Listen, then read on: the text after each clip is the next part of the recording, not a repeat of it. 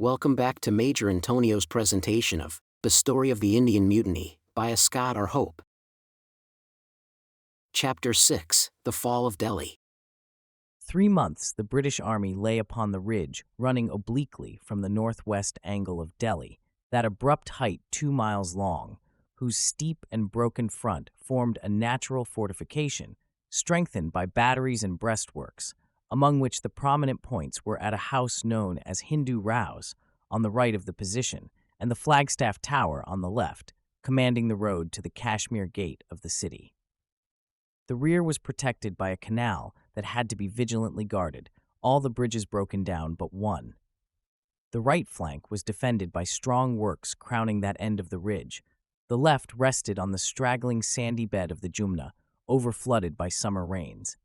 The whole army, after the arrival of reinforcements in June, numbered not 6,000 fighting men, a force barely sufficient to maintain such an extended line, even if a fifth of them had not been in hospital at once. Yet they not only held their own, but pushed their outposts far across the debatable plain between them and the city, seizing on the right an important point in the Sami House, the soldiers' slang name for a temple, and on their left, recovering the grounds of Metcalfe House, a splendid mansion that for weeks had been given up to the destructive hands of the rebels, who here spoiled one of the finest libraries in India. As already pointed out, this was a complete reversal of the ordinary conditions of warfare.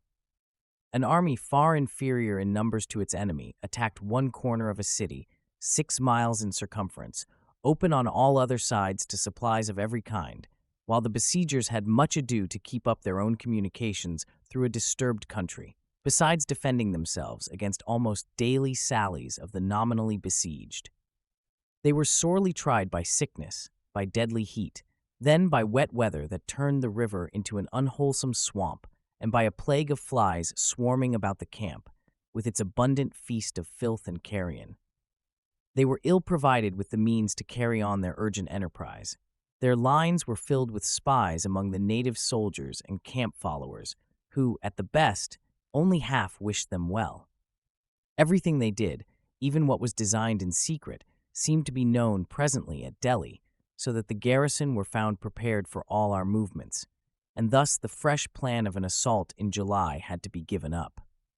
Even the irregular cavalry, judged for the most part more trusty than the foot sepoys, came under strong suspicion when, by its connivance, as was believed, a band of the enemy's horse one day broke suddenly into the camp, causing a good deal of confusion, but were driven out before they could do much mischief.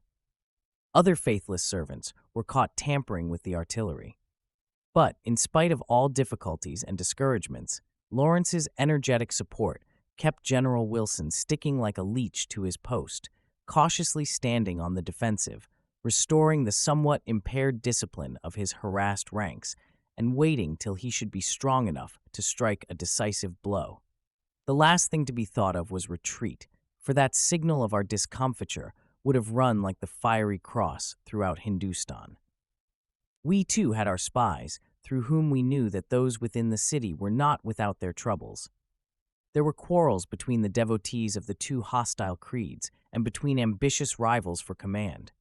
The old king, a puppet in the hands of his turbulent soldiery, might well sigh for peace. He wrote plaintive poetry describing his gilded woes. He talked of abdicating, of becoming a humble pilgrim, of giving himself up to the English. It is said that he even offered to admit our men at one of the gates, but this chance may have seemed too good to be trusted. The princes of his family began to think of making terms for themselves with the inevitable conquerors. The inhabitants were spoiled and oppressed by the sepoys, vainly clamoring for the high pay they had been promised. Different regiments taunted one another's cowardice, but after 1 or 2 trials found themselves indisposed again to face our batteries without the walls. When by the end of July, the fugitives from Cawnpore and elsewhere came dropping into Delhi with alarming accounts of Havelock's victories, of strange, terribly plumed and kilted warriors never seen before, of mysterious Enfield rifle balls that would kill at an unheard-of distance, the mutineers lost heart more and more, and in turn went on deserting from their new service. though there would still be a stream of reinforcements from those broken bodies which no longer cared to keep the open country. To make up for want of real success, their leaders strove to inflame them by lying proclamations of victory and incitements to their superstitious zeal. The beginning of August brought in one of the great Mohammedan festivals, and this opportunity was taken to work up their enthusiasm for a fierce onslaught against our positions, from which, however, Sepoy and Sowar once more rolled back disheartened.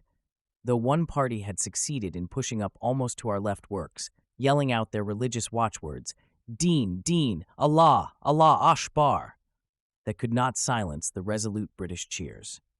Another grand attack was attempted at the rear, but heaven seemed on our side rather than that of the Moslem fanatics, for an opportune deluge of rain swelled the canal to a torrent and swept away their attempts at bridging it.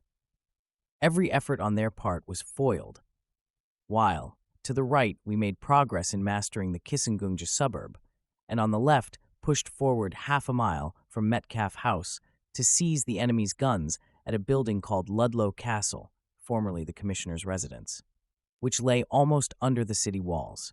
On August 7th, a powder magazine blew up on the further side of Delhi, killing hundreds of men. This disaster was the more appalling to the rebels when they learned that a heavy siege train was advancing to remount our feeble batteries. 6,000 men sallied forth, making a circuit far to our rear in hope to cut off the train.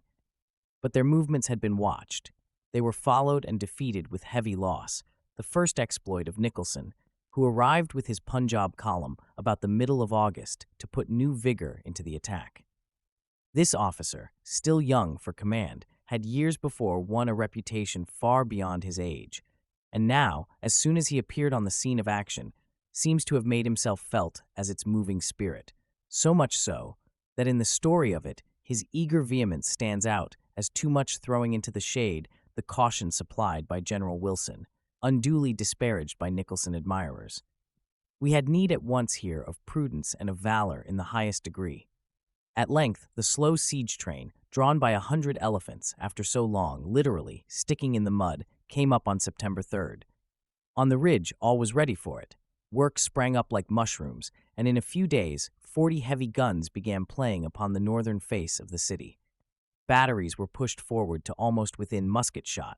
Then, day by day, the massive walls and bastions were seen crashing into ruins at several points. Formidable as they were in older warfare, they did not resist modern artillery so well as less pretentious earthworks might have done. By the 13th, 2 breaches seemed practicable. That night, 4 young engineer officers with a few riflemen stole up through the jungle to the Kashmir bastion, passing behind the enemy's skirmishers. They dropped into the ditch unseen and had almost mounted the broken wall when discovered by its sentries, whose random shots whizzed about them as they ran back to report that a way was open for the stormers. The assault was at once ordered for 3 o'clock of that morning, September 14th. Under cover of darkness, the troops eagerly advanced in 4 columns. The first, led by Nicholson, against the breach near the Kashmir bastion. The second, directed upon another breach at the water bastion. The third, to storm the Kashmir gate after it had been blown up, while the fourth, far to the right, should attack the Lahore gate through the Kissengunge suburb. A reserve followed the first 3 columns, ready to follow up their success, and the 60th Rifles, scattered through wooded ground in front, were to keep down the fire of the enemy from the walls. The cavalry and horse artillery, under Sir Hope Grant, held themselves ready for repulsing any sortie to which our ill-guarded camp would now lie exposed. The whole army numbered under 9,000 men, rather more than a third of them English soldiers. There was a contingent of native allies from Kashmir who did not give much assistance when it came to fighting. Our Punjabi auxiliaries, however, proved more serviceable, burning for the humiliation and spoil of this Moslem sanctuary, against which the Sikhs bore an old religious grudge. Unfortunately, there came about some delay, and daylight had broken before the 3 left columns were ready to advance from Ludlow Castle under a tremendous artillery fire from both sides. The advantage of a surprise was thus lost. Suddenly, our guns fell silent, a bugle rang out, and forth dashed the stormers upon the walls manned to receive them with fire and steel. Nicholson's column found that something had been done to repair the breach, and so thick was the hail of bullets to which they stood exposed in the open that for several minutes they could not even gain the ditch, man after man being struck down in placing the ladders. But once across that difficulty, they scrambled up the breach, where the raging and cursing rebels hurled its fragments down upon them, but, for all their shouts of defiance, did not await a struggle hand to hand. They fled before the onset, and our men poured in through the undefended gap. The same success and the same losses attended the second column, making good its entry at the water bastion. A way for the third had been opened by a resounding deed of heroism, which struck popular imagination as the chief feature of this daring assault. The Kashmir Gate, that from first to last plays such a part in the story of Delhi, must be blown up to give the assailants passage into the bastion from which it faces sideways. Lieutenants Home and Salkeld, of the engineers, with 3 sergeants and a bugler, formed the forlorn hope that dashed up to the gate, each loaded with 25 pounds of powder in a bag. The enemy were so amazed at this audacity that for a moment they offered no opposition, as the gallant fellows sped across the shattered drawbridge and began to lay their bags against the heavy woodwork of the inner gate. But then from the wicket, and from the top of the gateway, they found themselves fired at point blank, resolutely completing their task. Home, after his bag was placed, had the luck to jump into the ditch unhurt. Salkeld was shot in 2 places, but handed the port fire to a sergeant, who fell dead. The next man lighted the fuse at the cost of a mortal wound, and the 3rd sergeant did not save himself till he saw the train well alight. A bugle note calling forward the stormers was drowned in the roar of a terrific explosion, as the 52nd, held in leash for this signal, eagerly sprang on to pour through the smoking ruins. Thus all 3 columns, about the same time, had lodged themselves within the defenses. While the 3rd column pushed forward into the heart of the city, and the supporting parties moved up to occupy the points taken, the rest of the assailants turned to their right by a road which ran at the back of the ramparts, clearing them as they went, and mastering the Mori and Kabul gates from behind. Then tried to make their way towards the Lahore gate, where they hoped to join hands with the 4th column. But this, repulsed by a slaughterous fire, and its leader wounded, had alone failed in the errand assigned to it. Here, too, the routed sepoys rallied within their walls, and brought guns to bear down a narrow lane in which the progress of Nicholson's column was fatally arrested. The young general himself, the foremost hero of that day, fell shot through the body while cheering on his men, and with his lifeblood ebbed for a time the tide of victory that had swept him on hitherto without a check. He was carried away to die in the camp, yet not till he knew Delhi to be fully won. His force had to fall back to the Kabul gate, and for the meanwhile stand upon the defensive. The 3rd column, under Colonel Campbell, had met less opposition in penetrating straight into the city, guided by Sir Thomas Metcalfe, who, though a civilian, had all along made himself most useful by his thorough knowledge of the localities. Charging through lanes, bazaars, and open spaces, they crossed the palace gardens, forced a passage over the Chandni Chowk, Silver Street, the main commercial thoroughfare of Delhi, and threaded their way by narrow winding streets right up to the Juma Masjid, or Great Mosque, whose gigantic steps, colonnades, and cupolas tower so majestically over the center of the Mughals' capital. But here they were brought to a stand before solid walls and gates, having neither guns nor powder bags to break their way further, while from the buildings around the enemy poured destruction into the chafing ranks. They had to withdraw to an enclosure, which was held for an hour and a half under hot fire, and when Colonel Campbell learned how the other column could not get beyond the Kabul gate to support him, he saw nothing for it but to retire upon the ruined English church near the Kashmir Gate, as did a party he had detached to occupy the police office. The result of the first day's fighting, then, was that, with a dear loss of nearly 1,200 killed and wounded, our soldiers had ensconced themselves along the north side of the walls, where, throwing up hasty defenses, they prepared to be in turn attacked by a host of still resolute warriors.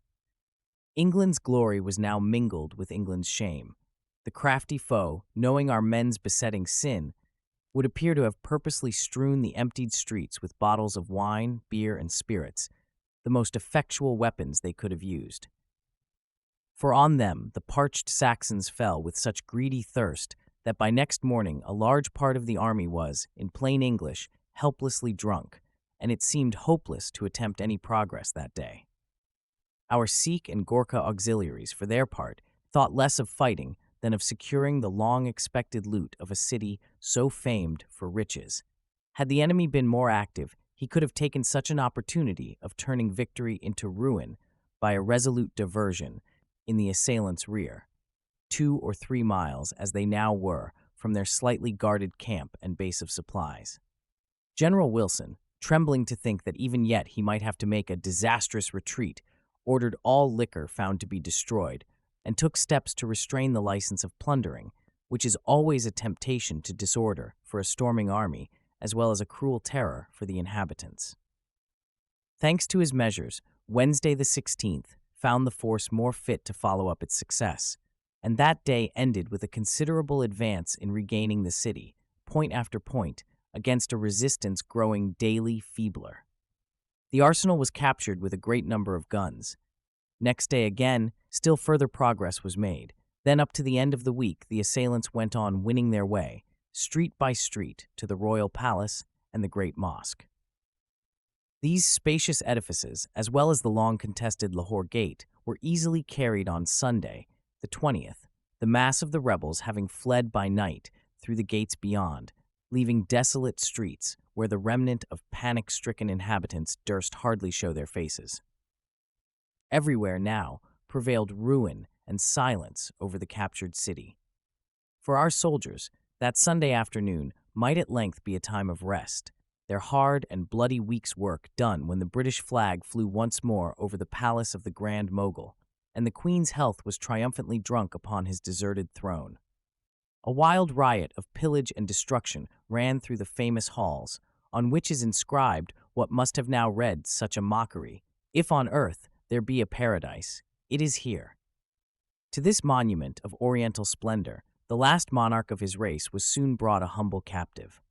The old king, who cut such a pitiful figure throughout those tragic scenes, refusing to follow the flying troops, with his wife and family, had taken sanctuary in one of the vast lordly tombs that rise over the buried ruins of Old Delhi, stretching for leagues beyond the present limits of the city. Time-serving informers hastened to betray his refuge to one who had neither fear of peril nor respect for misfortune. Hodson of Hodson's Horse, a name often prominent in this history, an old rugby boy of the Tom Brown days, was a man as to whose true character the strangest differences of opinion existed, even among those who knew him best. But no one ever doubted his readiness when any stroke of daring was to be done. The city scarcely mastered, he offered to go out and seize the king, to which General Wilson consented on the unwelcome condition that his life should be spared. With 50 of his irregular troopers, Hodson galloped off to the tomb, an enormous mausoleum of red stone, inlaid with marble, and surmounted by a marble dome, its square courtyard enclosed in lofty battlemented walls with towers and gateways, forming a veritable fortress, which had indeed, in former days, served as a citadel of refuge.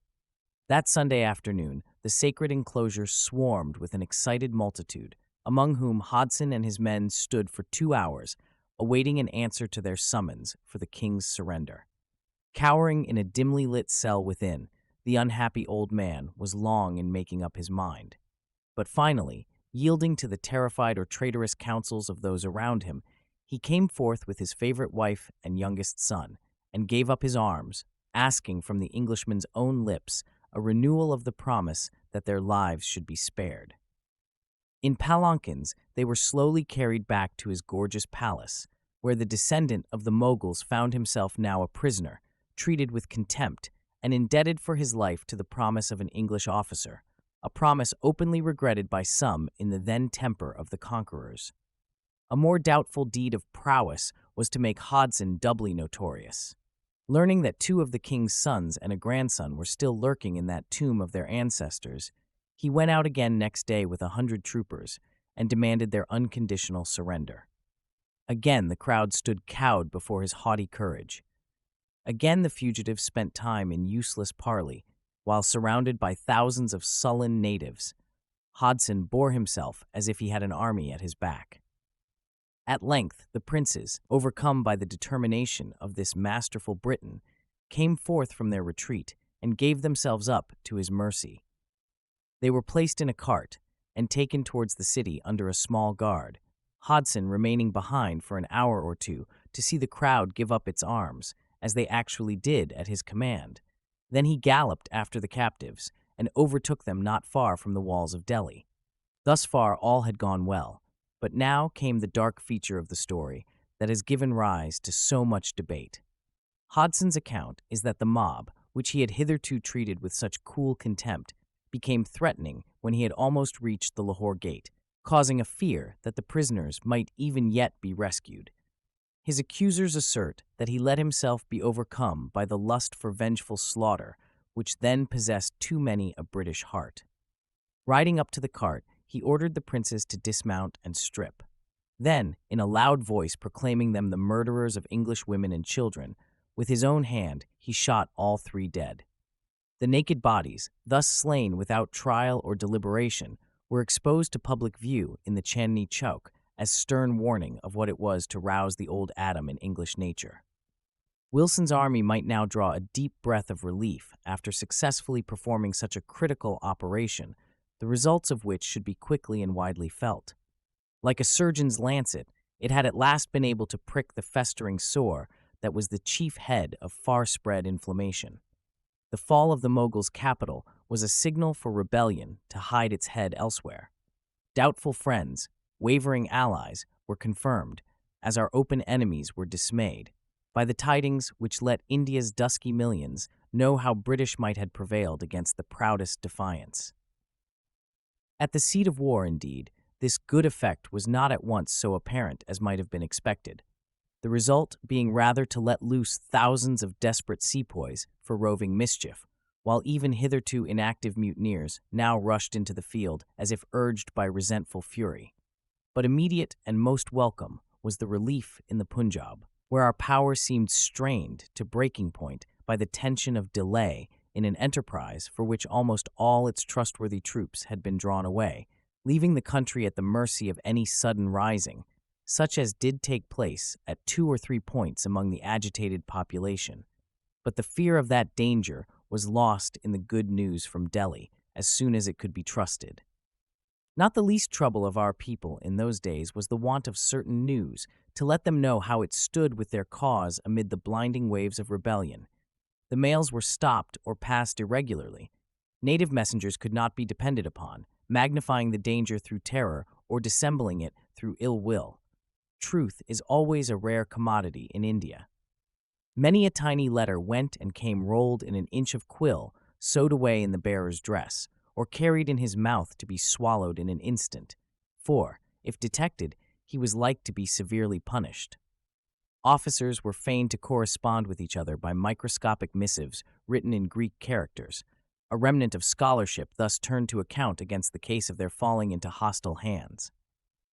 The natives, for their part, though often ill-served by their own ignorance and proneness to exaggeration, were marvelously quick to catch the rumors of our misfortunes, which spread from mouth to mouth as by some invisible telegraph. They did not prove always so ready to appreciate the signs of a coming restoration of our supremacy once the tide had turned. All over India, the eyes of white men and black had been fixed eagerly on Delhi. Then, while English hearts had become more than once vainly exalted by false rumors of its fall, when this did take place at length, the population, even of the surrounding country, showed themselves slow to believe in the catastrophe. General Wilson at once followed up his success by sending out a column under Colonel Graythid to pursue the sepoys who were making for Oud. All went smoothly with this expedition, till Graythid had letters urgently begging him to turn aside for the relief of Agra, believed to be threatened by the advance of another army of mutineers from central India. By forced marches, the column made for Agra, where it arrived on the morning of October 10th, and was received with great jubilation by the crowd pent up within the walls. But to the end, it seemed as if the drama enacted on that gorgeous scene was destined to have tragicomic features. The Agra people, under the mistaken idea that their enemies had fallen back, gave themselves to welcoming their friends, when mutual congratulations were rudely interrupted by the arrival, after all, of the Sepoys, who had almost got into the place without being observed. Sir George Campbell, so well known both as an Indian official and as a member of Parliament, describes the scene of amazement and confusion that followed. He was at breakfast with a friend who had ventured to reoccupy his house beyond the walls when a sound of firing was heard, at first taken for a salute, but soon suggesting something more serious. Sir George got out his horse, borrowed a revolver, and galloped down to the parade, on which he found round shot hopping about like cricket balls. It turned out that the enemy had completely surprised us. Instead of retreating, they had that morning marched straight down the metalled high road. Not merely a surprise party, but the whole force, bag and baggage, with all their material and many guns, including some exceedingly large ones, but no one took the least notice of them. There was a highly organized intelligence department at Agra who got unlimited news, true and false, but on this occasion no one brought any news at all. The only circumstance to favor the advance was that the high millet crops were on the ground, some of them 10 or 12 feet high, and so the force marching down the road was not so visible as it would have been at another time. They reached the point where the road crossed the parade ground quite unobserved. They probably had some scouts, and discovering our troops there, arranged themselves and got their guns in position before they announced themselves to us. The first attack was made by a few fanatics who rushed in and cut down 2 or 3 of our men, but were not numerous enough to do material harm.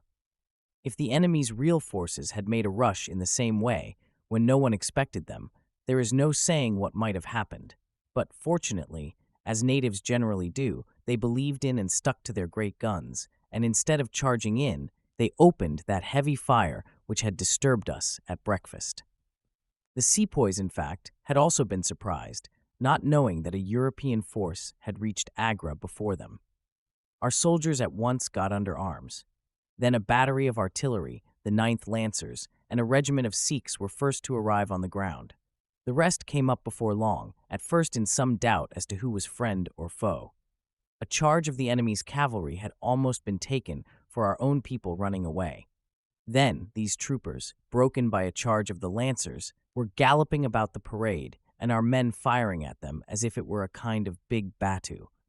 Some of the routed sowars got near enough to the lines to cause a general panic there, and the way to the scene of action was blocked by men wildly galloping back for the fort, some of them, it is said, on artillery horses which they had stolen. Everybody was riding over everybody else.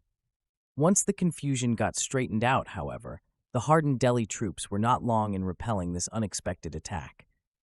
A tumbril blew up among the Sepoys, and that seemed to be a sign of disheartenment for them. They began to give way, making a stand here and there, but soon fled in complete rout, leaving their baggage and guns to the victors, who chased them for several miles. Sir George Campbell, though a civilian, has to boast of more than one amusing exploit on this battlefield. In the heat of pursuit, his horse ran away with him, and much against his will, carried him right towards a band of sepoys hurrying off a train of guns. All he could do was to wave his sword and shout, partly to bring up assistance, and partly in the hope of frightening the enemy. It is said that the Battle of Alma was perhaps decided by the accident of Lord Raglan rashly straying right within the Russian position, when the enemy, seeing an English general officer and his staff among them, took it for granted that all must be lost. So it was with these sepoys, who forthwith ran away, leaving 3 guns, which Sir George could claim to have captured by his single arm, but did not know what to do with them. It occurred to him to shoot the leading bullock of each gun team to prevent the rest getting away, while he went to seek for assistance. Then he found that his borrowed pistol would not go off. In the end, the 3 guns were brought back to Agra in triumph, and probably form part of the show of obsolete artillery and ammunition exhibited to travelers within the walls of its vast fortress. One more adventure I had which somewhat detracted from my triumph with the guns. I overtook an armed rebel, not a sepoy, but a native matchlock man. He threw away his gun, but I saw that he had still a large powder horn and an old-fashioned pistol in his belt. My blood was up, and I dealt him a mighty stroke with my sword, expecting to cut him almost in two, but my swordsmanship was not perfect.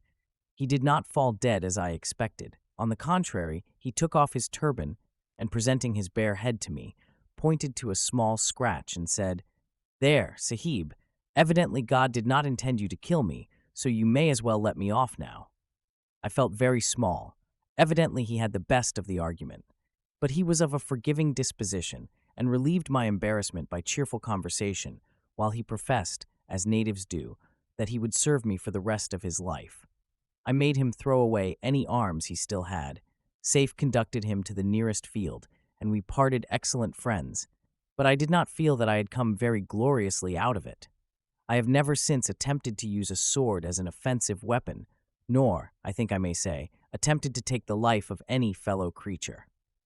Such amusing episodes come welcome in this grimly tragic story. But indeed, it is remarkable to note how our countrymen, at the worst, never quite lost their sense of humor. Some singular proofs of Mark Tapley's spirit, under depressing circumstances, are supplied by Mr. J. W. Scherer's narrative, incorporated in Colonel Maude's recent memoirs of the mutiny. Mr. Scherer, like Edwards, had to run from his post and came near to sharing the same woes, but while the latter's book might be signed Il Penseroso, the other is all allegro. Looking over Indian papers of that day, among the most dismaying news and the most painful rumors, one finds squibs in bad verse and rough jokes, not always in the best taste, directed against officers who seemed wanting in courage, or stations where the community had given way to ludicrous panic without sufficient cause. Some unintended absurdities appear also, due no doubt to native compositors or to extraordinary haste, as when one newspaper declares that a certain regiment has covered itself with immoral glory. On the whole, however, editors were more disposed to be bloodthirsty than facetious. After 40 years have put us in a position to look more calmly on that welter of hate and dread, one reads with a smile how fiercely the men of pen and ink called out for prompt action, for rapid movements, for ruthless severities. Why was not Delhi taken at once? Why were reinforcements not hurried up to this point or that? What was such and such an officer about that? He did not overcome all resistance as easily as it could be done on paper. The time was now at hand when these remonstrances could be made with less unreason. The rebellion had been fairly got under with the fall of Delhi, and the rest would mainly be a matter of patience and vigilance, though at one point the flames still glowed in perilous conflagration.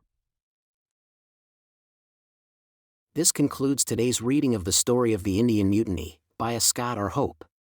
Join us also the day after tomorrow for the subsequent chapter, or download the entire audiobook from our webshop at antonio.net.